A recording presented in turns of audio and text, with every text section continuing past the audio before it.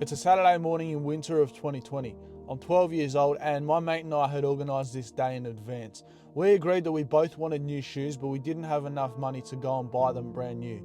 So we came up with a plan. Now, I don't recommend anyone do this themselves, but it's called doorstepping, which is pretty much where we would go around a suburb, scoping out houses with shoes out the front, muster up enough courage, run up to their front door, grab the kicks we want and leg it off. Now, being 13-year-old boys, we obviously didn't just do it for the shoes.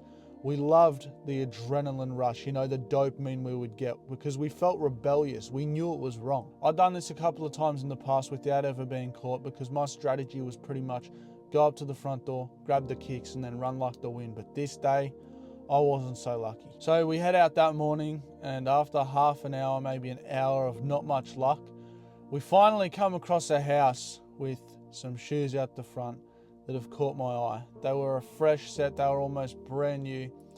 And we're just waiting at the front of this house for 10-15 minutes to jump the fence and go in their yard and get them. So after debating for some time, I jumped the fence, run in the yard, grab them, and we leg it off to the park nearby, where I put them in my backpack. So after this, we walk around for maybe another 30 minutes.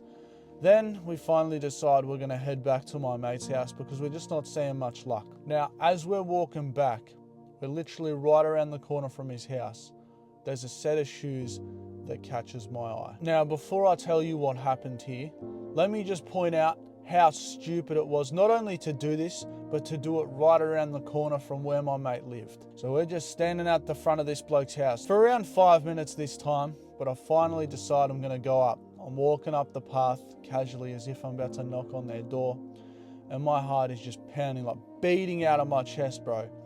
I get up to the front door, I look at the shoes, I grab them, and we leg it off. All right, we run up the road and we turn the corner, and we thought we were running as fast as we could, we'd get that big adrenaline rush. But as we're running, we hear a bellowing voice from behind scream out to us, "Drop the shoes now!" And bro, when I tell you, we ran like the wind that day.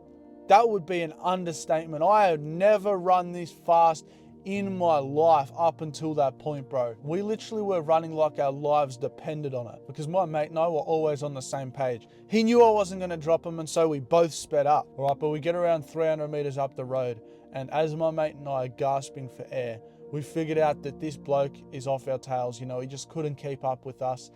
And it's probably a good idea to ditch the shoes because they're a bit red hot at this point. And as we're talking, we can hardly breathe. My mate and I agree that it's a good idea to go to his nan's house, which is a couple kilometers away, so that we're not even in the same suburb anymore. Now, I'd love to say the story ends here and we didn't get caught, but that would be a lie. So let me tell you what happens after this. As we're walking to my mate's nan's house, we give my mate's mum a call just to let her know that we're going to visit his nan. She wasn't suspicious of anything, but we arrived to his nan's house and we're watching his cousin just play video games on the Xbox. But around an hour into being there, my mate's mum pulls up and she's acting very weird when she comes inside.